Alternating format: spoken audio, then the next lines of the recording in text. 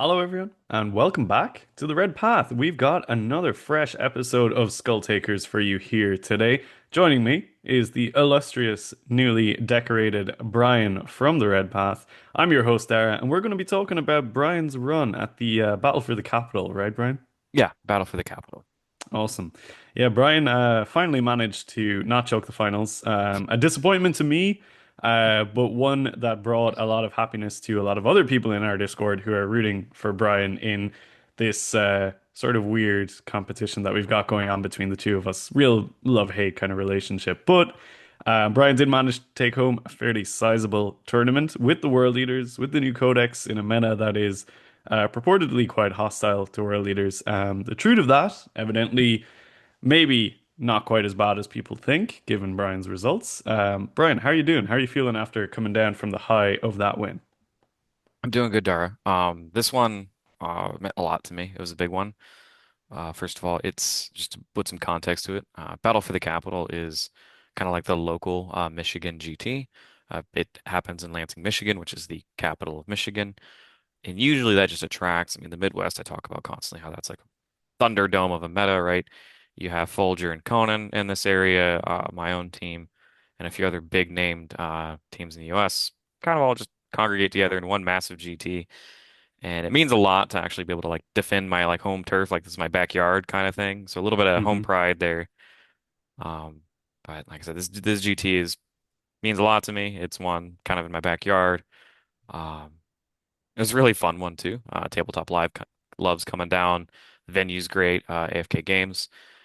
It's nice and air conditioned in this hot, hot summer that we're having right now. So it's managed to stay nice and cool the whole time too. But I'm doing good, Dar. I'm doing really good. I'm tired. I have to say, I'll be honest. I'm very tired between Yeah, prep for my next GT, which maybe we'll get into a little bit at the end of this video. maybe But we'll yeah, we'll touch on that one that's a towards. whole story by itself. It's a whole thing. Yeah. Awesome. I love to hear it. And a couple of your games were on Tabletop Live. I watched one of them myself, and it was an extremely enjoyable game. I would suggest people who are interested to maybe see more, to get a bit more context on what we're going to talk about today, to watch those games. We'll throw some links in the description. And in general, always great to support our boys at Tabletop Live. They're probably my favorite Warhammer streaming service at the minute. They just do a fantastic job, and I love John as a caster. He's a great dude. Oh, absolutely. So let's kick straight into it. So you brought the world leaders. You brought Berserker Warband, a I, favorite of yours. shocking, yeah. Shocking.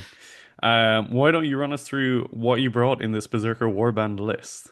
Yeah, so it's my kind of my goal with 10th edition in this codex. I know we're kind of like in the twilight of 10th edition, hopefully. In terms of not too many data slates before we get like 10.5 or 11. A few more codexes to go.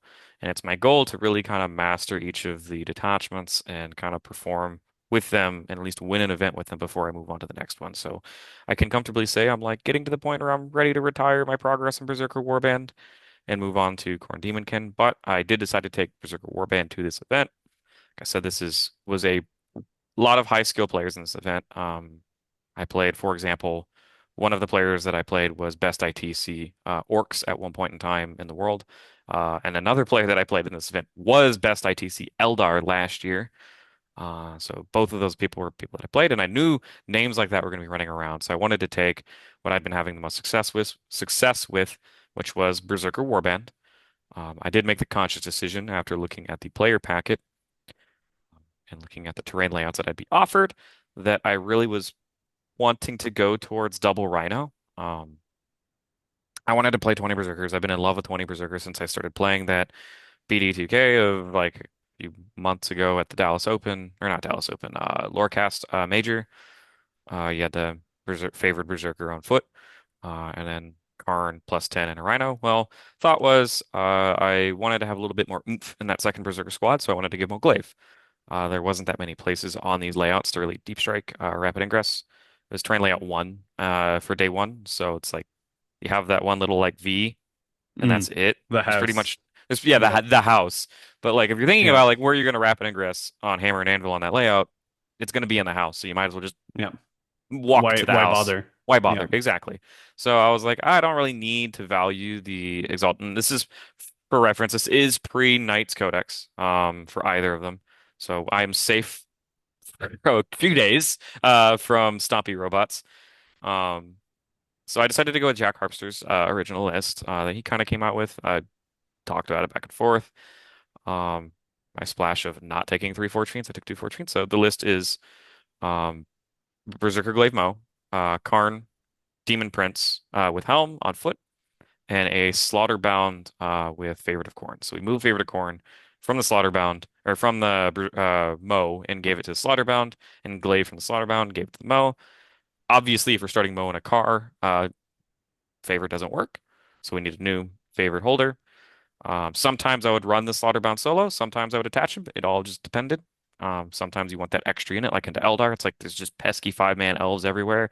You want the Slaughterbound as an extra trade piece, right? Just to throw out and kill a squad of elves and make him Yeah. waste resources. After that, we have 20 Berserkers, 2 by 10, 10 Jackals, 2 by 3 spawn, or sorry, 2 by 2 spawn. Can't go wrong with them. I wish I could take a third squad. Just can't fit all of this in one list.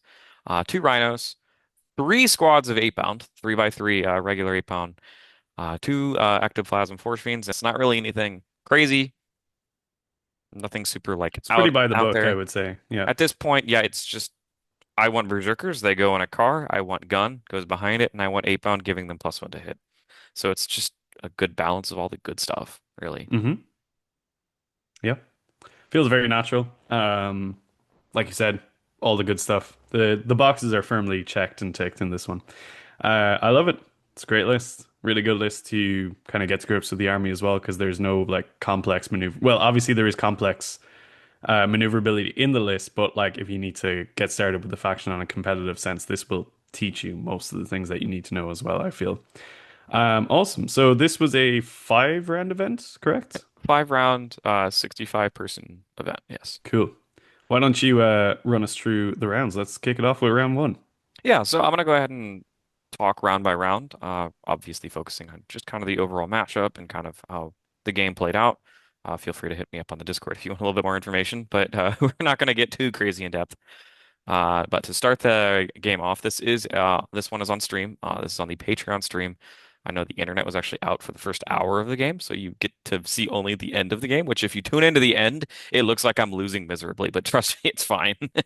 So I get grudge matched for this one by a friend. Wasn't anything hostile, but I have a policy of not saying no to grudge matches because Khorne does not tolerate cowards, and I have definitely made fun of people for denying grudge matches. I have tried to grudge match people, and they've said no. You know who you are.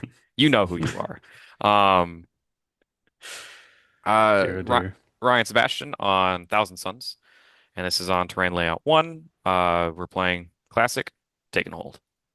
Uh, Thousand Suns is a little tricky of a matchup. I did manage to go first, which was actually really nice.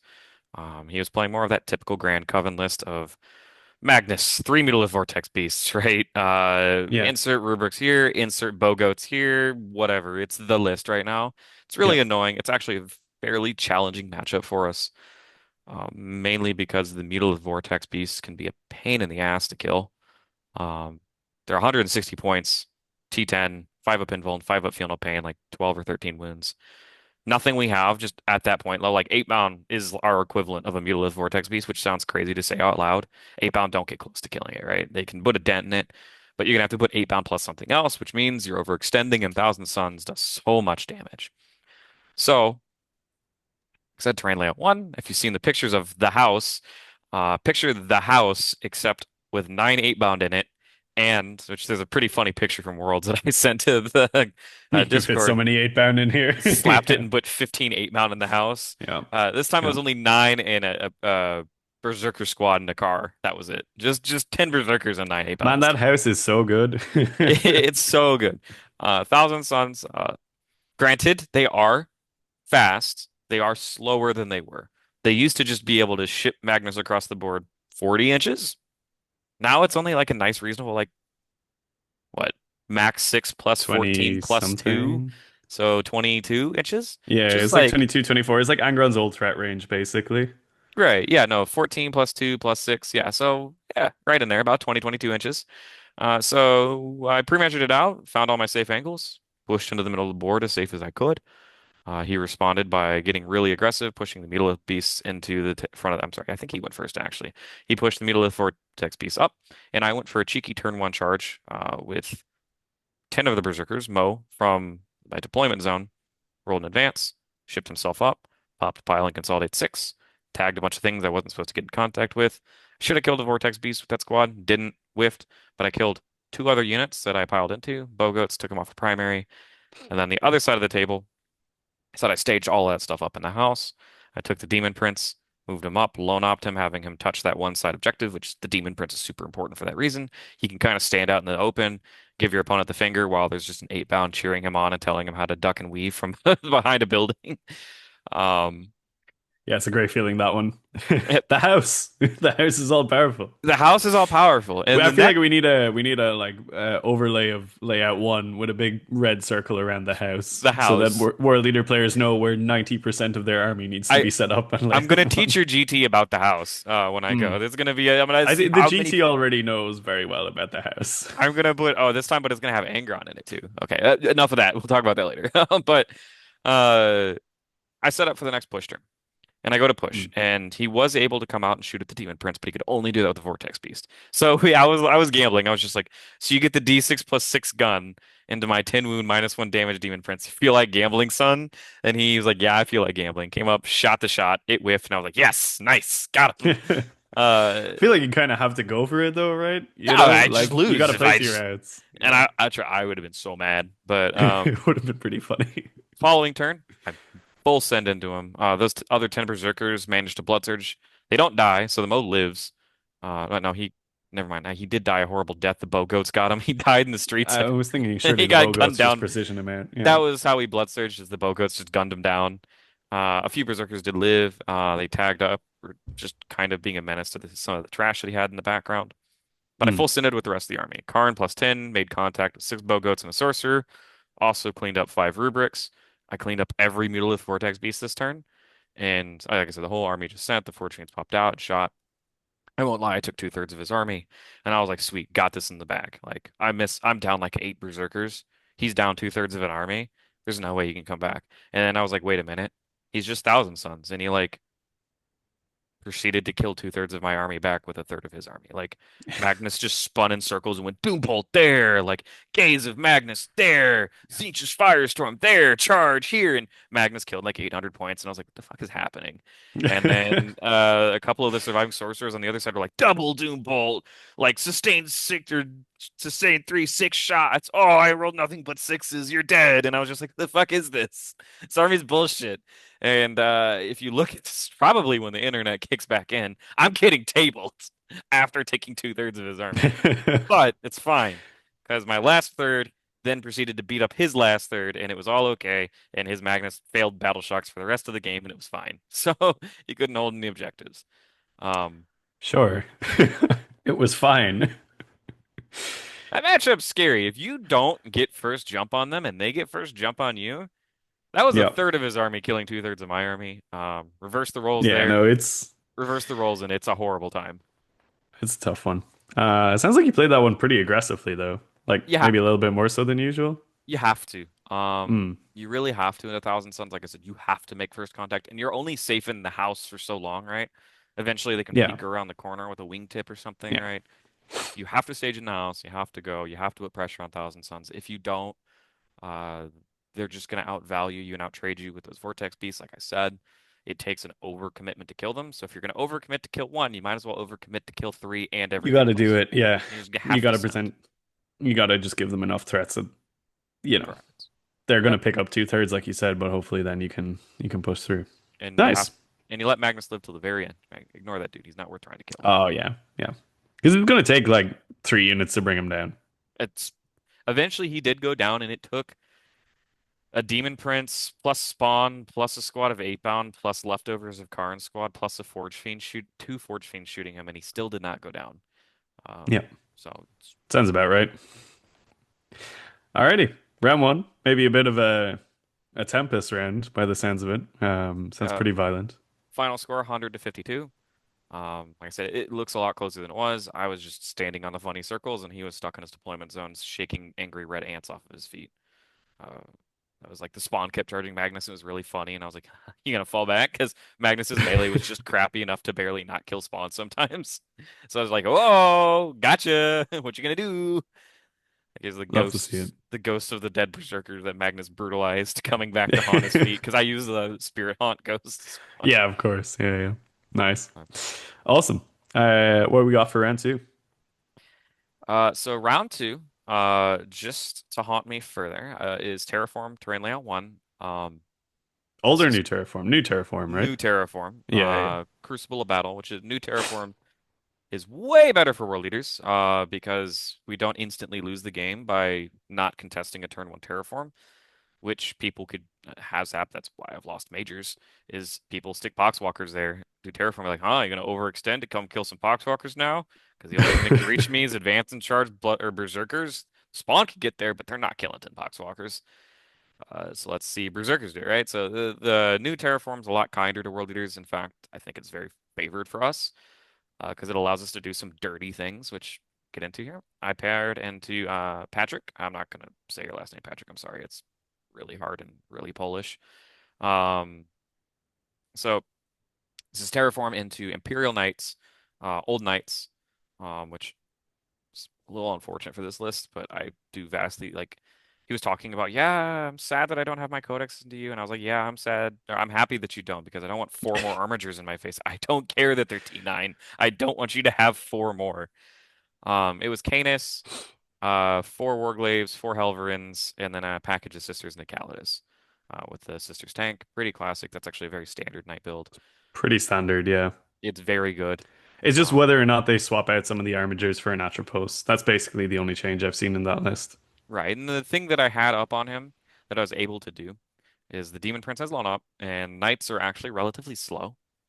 They only move the 10 or 12, and that's it. Mm. So if you pre-measure the 22 inches out, I was able to actually put the Demon Prince out on the first objective and terraform it, make it completely uninteractable. Cannot get within 12 to shoot it.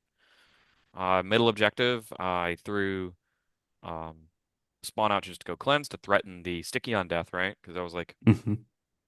come kill it. Right? Come charge a Warglaive into the spawn. Then you're going to give me a Storm Hostile objective. That's what I wanted. I wanted to play as uninteractive of a game as possible in the Knights. Bait them into sending out a big wave of Knights, and then you mass charge and kill as many as you can. Obviously, I try to ignore Canis for as long as possible. But I mean, the Forgefiends felt really dumb here, right? Like, what are they going to do? Pop out and shoot at a knight from across the table? If it's not within 18 inches, it's not worth shooting at.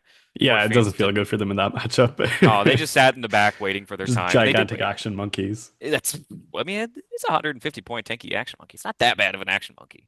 I've done worse with them. Uh, but Yeah, look, uh, I've sabotaged with Angron, so yeah, it's like the thing like when you roll the 666 revive Angron, and he's like, he's back. Deploy teleport home, right? sabotage.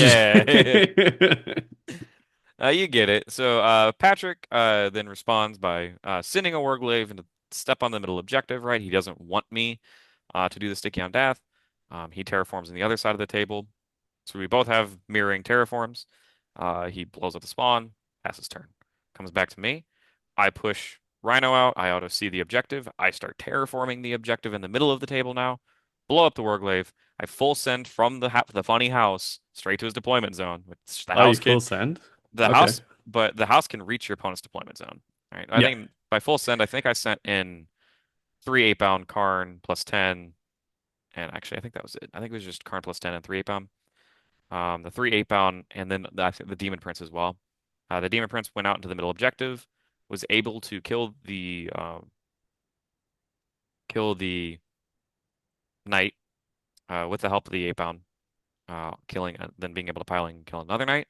The Demon Prince was able to then move back and still have lone op on the middle objective. And I made it in such a way because he set it up so that he could respond to the lone op Demon Prince if he went on the middle objective. That's what Kharn did is he went and killed the knights that could respond. So I had a turn of the Demon Prince being uncontested in the middle objective, and it was terraformed now by Kharn's Rhino. So I had two terraforms up that my opponent can't respond to. Kharn is now in my opponent's deployment zone. I took him off primary for one turn. Kharn killed a bunch of sisters and a knight, and then piled into another knight. Warglaives only have four attacks in melee. Only kills like one or two berserkers every time they activate. It's not that bad. That's the nice thing about having a lot of berserkers in this matchup, is even Canis' gun, right, is not going to kill 10 berserkers. It's going to hurt, but you're going to blood surge and you're going to touch a knight, and it's not going to be that bad because Kharn's going to rip that knight to pieces. Um, and the thing about the new terraform that's very dirty for us is now the only way that your opponent can unterraform that objective is to do an action on it with an entire armature. Like that's a huge deal for them to just have an armature be offline for a turn. So you're messing with your opponent's action economy by taking something dumb like a rhino. You do a terraform on that objective. Now your opponent has to unterraform that. You're just going to run away with primary, which is what happened. After that, we just had a nice tit for tat game back and forth. I decided to slow the pace of the game down. I saw that it was like pretty hard to impossible for him to push me off two terraforms. I was holding a minimum two objectives every turn. He was holding one objective every turn. I said I just lean back. I do this thing where if I know I'm in a winning board state, I'll maintain that board state for as long as possible and not take any unnecessary risks. So the final score of the game ended up being 95 to 85, just because, like I said, I just pulled back, Yeah. waited. Mo didn't even come out till like turn five, I think. Um, Maintained I that think that's nice healthy actually a gap. real like nice little gem of wisdom in there is being able to read that board state and just decide, cool, foot off the gas, we're moving back. I could push you, but I just don't need to. You Right. know? And And the way you said it is like you've got a board state where you're winning, just preserve that board state. yep. And the only thing that was threatening me preserving that board state was me giving up 12 points of challenger cards and consistently giving him two. I think his last two turns were like 30-point turns. And went turn four, 30 points, turn five, 30 points. Challenger cards, phenomenal mechanic that so far I've heard nothing but good things about. And the other two turns, like he just got 3 points and 3 points. And it was like, it didn't feel like I was beating him into the dirt. Like I said, the score was a 95 to 85 point at the end. Like I was winning by no more than 8 points, 8 to 10 points at any point in time in turns. Like it was, especially because I went first. It was he went last, right? Like he can just score a big turn on the end of the game when I can't do anything, where he just goes touch four objectives, terraform, terraform, terraform. I win, and I'm just like, yeah, I guess you do, bud. Like that can still happen, and then 12-point challenger cards just enabled of challenger cards just enable that. So, anyways, games won 95 to 85. It was a really good game for Patrick. I really dread the fact that that game could have just four more armigers in it, and I probably lose. So the dread of It's a knights is scary upon prospect. us. It's a very scary prospect. What do It we got for is. round three? Round three is on stream. This one's on stream. This is into Austin Johnson from Gem Wargaming. Good bud of mine. We've played many times now. Uh, and we've only interacted in team tournaments up to this point twice at ATC and once at Dayton teams, which is one where Jamie will actually frequently play in that venue too. Jamie has played in that event before with me. So this is into Tau on Purge the Foe. Now, this one was all gas, no brakes of a game. I highly encourage you guys watch this game. I Yeah, it's just, good. I typically don't see red this hard. This is very Oh, outside of the norm for how I play 40K and how I play World Leaders. Um, After my experience in the last game of giving up 12 points of challenger cards, then coming into this game where I once again go first, and it's on Purge the Foe into Tau, where they go fast, shoot fast, blow me up, right? I want nothing to do with this turn five on Purge. He gets hold more, kill more, and I've scored 12 points of challenger cards. I win the game, right? Because he absolutely has the power to be able to shoot out and blow me up from behind a wall at any point in time in the game. You can actually see me pre-measuring his throw ranges. Like the Devilfish can move like 27 inch, like 23 inches, disembark 3 inches, and just blow you up with breach. Like breachers just send you straight into the sun, right? And he had one breachers, without our feel no pain, breachers are an ungodly menace. even with the feel no pain, it was still like stop, Ah, like yeah, they stop, still like did. he Yeah, just like yeah, gets sent straight into the sun, especially this detachment that can give him an extra AP, yeah, yeah. um, and no cover, right? So Well, yeah, you just don't have cover when you play against Tau. yeah, so turn one, I position a little greedily, in the house. I mean, greedy, right? Push up, Spawn, take a weird angle on the side of the board. I make it so that I'm touching three of the four objectives on the table, or three of the five objectives on the table. So I'm threatening hold more. That's really important to do and purge the foe. You need to threaten hold more to get your opponent to come out. The only way you can win, that's not the only way, but the way that you win going first is going second. Your opponent has a huge advantage. They get to react to you and they get the bottom of turn, right? For turn five, if the game lasts that long, they get to see the results of every battle round to decide if they want to intentionally get challenger cards, which is really messed up. It's like going second got even stronger, which people already complained that it was too strong. Um, so if you're going to go first, you have to be able to take the tempo and force your opponent to do something about it. You have to set up a board state where you're like, I'm going to win if you don't do anything. Make your opponent start to play the game, then you just need to kill your opponent. And that's what I did. I was like on turn two, I was like, I see the future, and the future has me losing to 12 points of challenger cards. And I was like, I'm going to just kill you right now on turn two. I'm sorry. So I forced him to come into the middle of the table. It looks weird why I would put the spawn as far close to him as I did. I did that intentionally to actually base block breachers so the devilfish couldn't land. Um, and if they landed, they would actually have been able to peek inside the house, and I would have gotten breachered from inside the house, which a ghost kill was still even able to do that. So kind of like just wanted to move block him, make sure that I could safely stage in the house. I don't care that I gave up kill one. I gave up kill one turn one. It's gone. If anything, in the back of my head, he's not getting a challenge card for turn two. Right? He just got 4 points on primary extra. After that, I then just send into him. I advance and charge 2 bricks of berserkers. Like I said, it's going to be way harder to explain this than it would be just for you guys to watch this. This one turn was probably the hardest I've ever gone in a turn at 40k, like ever. I full sent all 20 berserkers straight into him. I full sent all 9 8 bounds straight into him. Forgefiends popped out to shoot to take part in this. Pretty much the only 2 units that weren't doing anything was the Demon Prince and the Slaughterbound, which I detached because I knew that I wanted as many activations as possible. I don't want to be giving up like Assassin or something in the middle of the board. So the Slaughterbound followed the Demon Prince around, just giving him blown up because it's just goofy, but he's just like shouting words of encouragement. Hey, duck! Like, Oh, look so out! Like, stupid. Yeah, dodge! yeah, yeah, And he's yeah. like hiding from behind a wall, and the Demon Prince is just standing on the wing going, hey. It's got And like a just, giant foam finger instead of that lacerator hand, you know? and then little Vuvuzela, yeah, yeah, yeah, yeah. Yeah. And number one dad cap like on, or like my dad's the best hat on, like, Oh. yeah, cheering the Demon Prince on. Who's in the back? Who's getting me hold more on that one side objective? Demon Prince did nothing the whole game, didn't even give me a strat. It's just, I think he did a free advance charge, slapped Mo on the ass, and sent him forward. But I shipped Mo straight in, shipped Kharn straight in, really took advantage of Pile and Consolidate 6. I mean, I both of those squads killed like 5 units, and then when they were done killing those 5 units, they touched 5 more units. I touched his entire army with my entire army.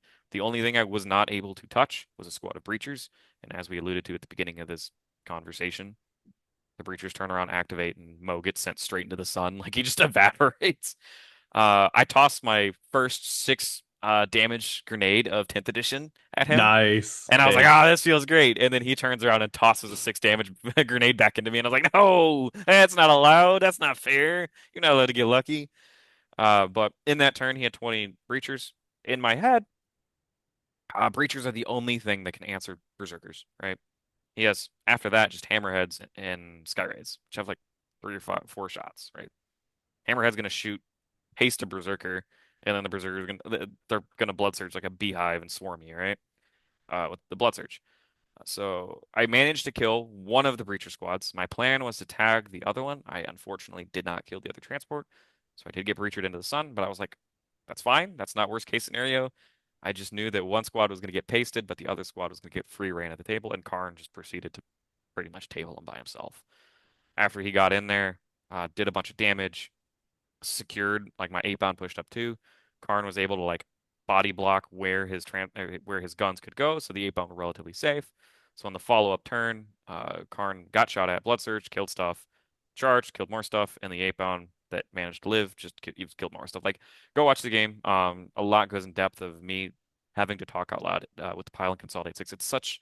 It's so gamey in 10th edition to actually take advantage of piling consolidates too, where you like base block yourself. So you're like, well, I can't base you anymore, but I am going to end closer, so I'm going to go sideways that way and touch that thing, right? There's a whole lot of that going on. And really, if you want to see how to take advantage of that, I would recommend you guys go and watch that. Also, we know each other. We're buds. We were also really, really, really tired, both of us. That was round three. So trust me, we're having fun. If you can't tell from our voices. Awesome. So final score 149. Strong. Yeah, I mean, that'll happen in a big push like that, right? The score is gonna roll one way or the other. Yeah. Nice. So day one, it's a 3-0, you know. We've come to know and expect it at this point from you. So facing into the dreaded day two. Facing the dreaded day two. And I mean, like I mentioned, a lot of scary names are in this tournament, and all of them are undefeated up to this point. A lot of them are my teammates. All of them, I'd say, you could probably rank them literally top players in my state of 14 million, I think is the population of Michigan, something like that. Of that state population, top five players, I'd say, in the state are at this event, and all of them are undefeated. So I know at this point it's going to just be a complete bloodbath. We are going to just rip each other to pieces. And I pair probably the scariest player in the state, Randy Brigham, who is also my teammate. He's on my team, and I will self-admittedly say I think he's actually probably the best player on our team. I think he maybe even be better than me. Randy is playing his ridiculous all mono crew list. This is also on stream for Tabletop Live, and Randy and I, let's just say, we're good friends. This was the best stream game I've ever watched. It was genuinely, I was laughing so much during the whole thing. Your banter is like so good. Um, it's just a really enjoyable game. Go watch it, guys. If you haven't seen it already, you'll laugh, but you'll also learn an awful lot while watching it. It's a brilliant game. And what it comes down to is, I mean, like we're Tabletop Live knows us. They know exactly what they were asking for when they put us on that stream, and they knew that we were going to just be tearing into each other, both on the table, because it was going to be a sweaty game. But we were going to make sure we told each other that we were sweaty, and also cuss each other out and curse their family and their name and everything in between, right? It was a fun game. We just got to relax and have a nice rated R stream of just tearing into each other verbally and at the table. And the crew list is scary. It is a very, very scary list. And I think I didn't even message the Discord that it was getting streamed. Dara beat me to it and just said, "Hey guys, Brian's on stream. Don't watch." And I immediately said, "Turn it off if I go second." Right? And that's truth. Because if I go second, the Horde army that infiltrates, move seven, scout seven, the whole army scout seven, except for the infiltrating stuff. I just get wrapped in my deployment zone, get jailed. I mean, you hear us refer to the chickens. I mean, crew are chickens. I mean, actually, they have kind of cool lore. I don't really understand how they fit in the 40K universe. Like, they feel like very prehistoric, but the Tau just like put them on ships and put them on planets and they eat you. But they like every time a squad would die, we had like a peanut gallery behind us. Like, that's the running joke is when a squad of chickens dies, everybody just bagawks like a chicken. Like, they make a bagawk noise, which is if you hear bagawking throughout the stream, that's people mocking It comes up. Randy. Yeah. It comes up quite a bit. And really, the scary part of that list is the baboons, which are the Crew Talks Rampagers, which every time Tau performs poorly in the like Meta Mondays, GW will come out and lower the cost of Crew stuff because one of the better Tau detachments is the auxiliary Tau Grotmist detachment. I think that's Grotmist. It may be the it may be one of the data slate detachments. But it's one of their digital detachments, and it's so dumb because they always give the crew points drops, and it's so unnecessary because this one list is so messed up, right? The whole list is -1 to hit and shooting, so I actually just got to roleplay being an orc the whole game, hitting on fives and sixes. He additionally yeah, the whole army is -1 to hit. The whole army has a 5 up invuln to shooting, so the Forgefiends are just like, hey, I'm doing my best over here, just like trying to shoot chickens and sometimes Hey, succeeding. look, at least there's like these big 20-man squads, so that blast is popping off, right? It is, but they all have invulns to melee too, a 6 up invuln. And then the baboons have like 42 attacks with lance with AP and extra damage, and you can pump AP into them. And they get to grenade you for free, and they do impact mortal wounds. Like they're scary. They're just like blood crushers, but kind of better because they're also like 160 points for six 5 up invuln, 5 wound T, 6 bodies that are -1 to hit. It's just a lot. And he's really weaponized this list to a point where, like, said if I didn't go first, I was going to be in trouble. I mean, I even told him I was like, I'm going to beat you with challenger cards because if you jail me first, I'm going to get 12 points. I'm going to laugh at you. But it was a hoot of a game. Really had to play. I had to play very careful because he's a very good player. He's played against me a lot. He knows how I play. So although it looks like we're bantering and going back and forth and having a fun time, no, we're both sweating at the table. Like we're both like very making very calculated, precise movements. And th this player, like I said, was at one point in time one of the best orc players in the world. Still probably is. He just doesn't care anymore.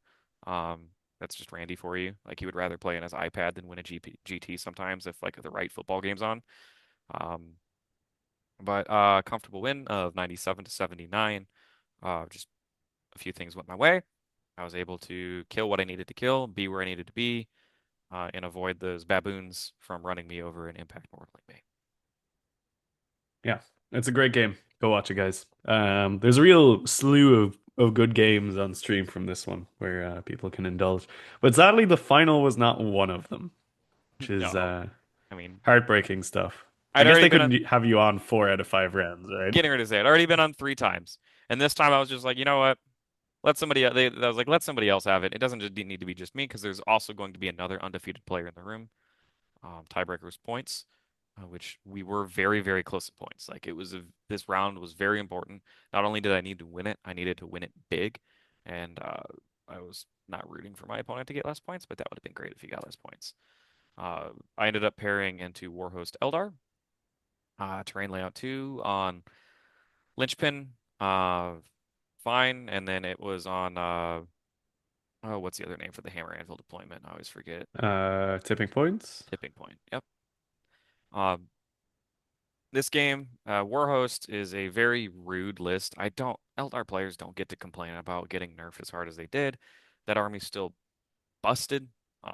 It was 20 fire dragons and two wave serp, or 20 fire dragons, two fives and reserves, 10 in a wave serpent, 10 dark reapers in a wave serpent, Lycus, the warp spider, jumpy girl that's from hell that can for some reason move 24 and charge you and shoot you. Like, why does that exist?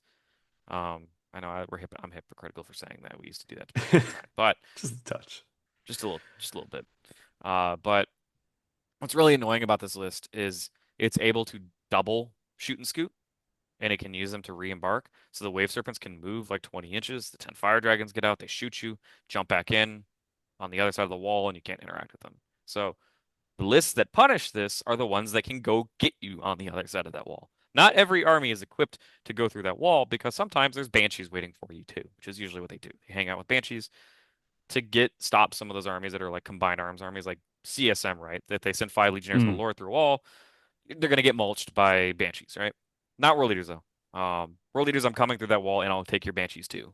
Uh, Headbutt them. I want to headbutt a banshee and say -1 damage, lose 4 berserkers, kill the wave serpent and the banshees at the same time, right? So I got to go first. I just staged up the rhinos into the middle of the table. Spawn went out to go skirmish. Demon Prince was actually able to get a nice. I picked pile and consolidate 6 turn 1, so the Demon Prince could actually rocket out, kill some scorpions, and then pile or consolidate 6 backwards onto an objective where there was a slaughter Nice. bound and a Yeah, wall yeah. There it doing the is. That's thing. I know nice. that's Yeah, really that's good. seriously, that's something you guys should be trying to do in all of your games. It is absurdly stupid, and your opponent's gonna be like, "Well, this is dumb," and you're gonna be like, "Yeah, it is." I mean, we've been watching Space Marine players do it to us for 2 years. I'm never dropping the Demon Prince from a list again. I just love it too much. But I forced him to come out and play the game with me, and he did. Fire Dragons moved up. A few of them actually managed to take pot shots at the Demon Prince from downrange, no Melta.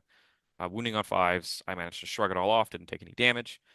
Some Dark Reapers came out, took an angle on some spawn. They took shots, but they did get dangerously close to Kharn and actually gave me a very reasonable charge.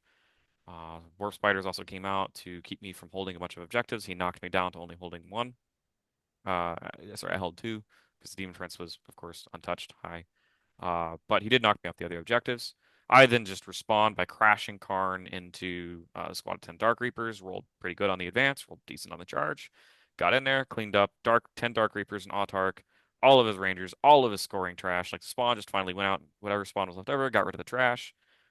Most of his Warp Spiders are gone. At this point, he only has real units left to play with. All of my A-Bound are intact. I have Moe still in the Rhino cooking. The other two Rhinos, the other two Forgefiends are just hiding, right? Because I don't want to poke a Forgefiend out and just get Ingress shot by fire dragons. So I just wait. And he then has to respond. He has to overcommit into me. Kharn squad gets blown up. It blood surges. Kharn lives for the turn. Everybody dies. Sorry. it blood surges and then dies in melee to fights versus banshees. Um, Kharn lives miraculously, and Kharn just is a menace this entire game from here on out. He's just chucking grenades at 5-man elf squads and running to go punk other elf squads.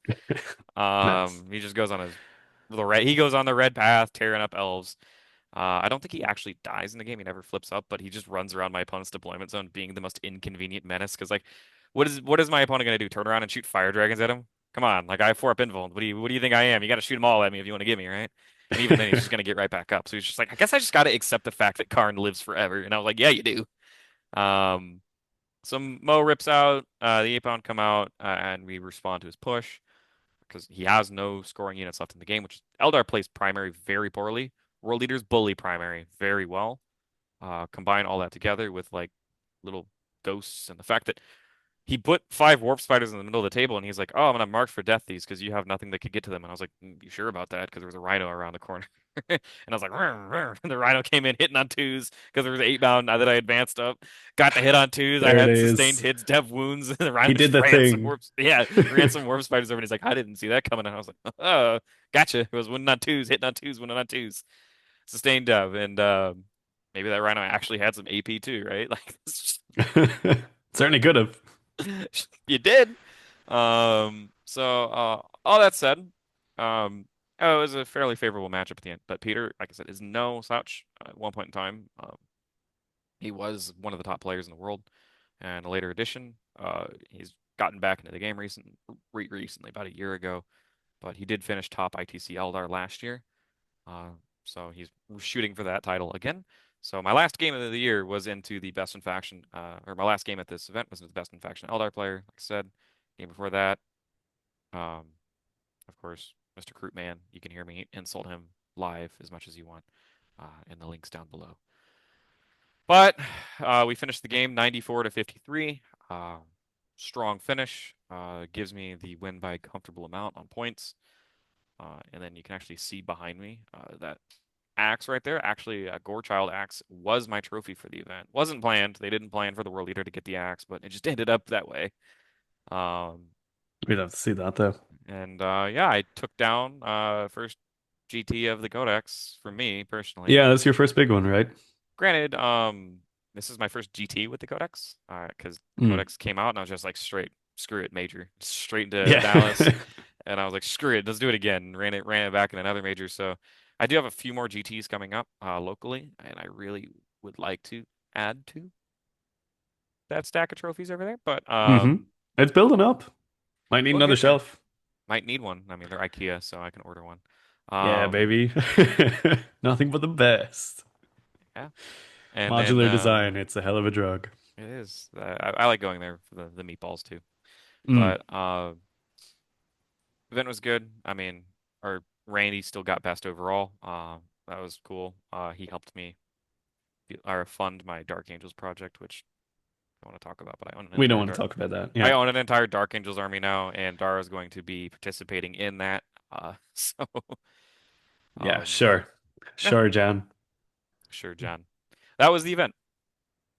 It's a good one, man. It's I mean, it's always fun to recap an event, but yeah, it's just great to see you keep going on from strength to strength. It's another GT win on your belt. Like it's kind of crazy, man. Like you just not played the game that long. You've got so many fucking wins, Dan. It's nuts. Got to get that major though, you know. Then we can start paying you. Sorry, I'm allergic to your bullshit. But Fuck the you. yeah, I Dara's hate gave me fueled me. He told me not to screenshot my DMs, but he was insulting me the whole time, I told you, just man. powering me on. The abuse is going to get you to high places. You keep going up, and I keep increasing the abuse, and you keep getting better. When It the trend stops, I'll stop. yeah, in the worst possible abuse that Dara could have given me. So I mean, I'm actually traveling to visit Dara here. Actually tomorrow, I am leaving to go visit, and it takes an entire day to get there. Just because I don't know why. Just there's no direct flights that made sense that were not $1 million. So I'll be going to visit you, and the abuse is the fact that you locked me in a room with 20% night players for some reason. And And 20% deck guard players. That too. Like this is like 50% hell for me. Every 50-50 round, I'm going to be crying. And Josie's also in that room, and I brought no guns, and I'm really scared of 200 jackals running at me if I have no guns. So I'm looking forward to hanging out and It's gonna be a fun weekend, and we're gonna have a Skull Takers on that, regardless of where you end up, because I think we're gonna have a pretty unique Skull Takers for that, because we're gonna do a little bit of recording during the event, and we're gonna have some hard cuts, I think. there's probably gonna be about half of that video of me not sober. But anyways, Definitely, yeah. Look forward to that one next week, guys. It's gonna be we might have to review the footage carefully before we decide what we can put in that. it's okay. I have a DD. But Have you ever heard of splitting the G? no. You're gonna find out what that is later on this week. Cool. Don't worry about it. Anyways, Yeah. moving forward, uh I am locked in a room with 20% night players, and that's kind of the boogeyman right now Mm, of how do we deal with that? How do we adjust?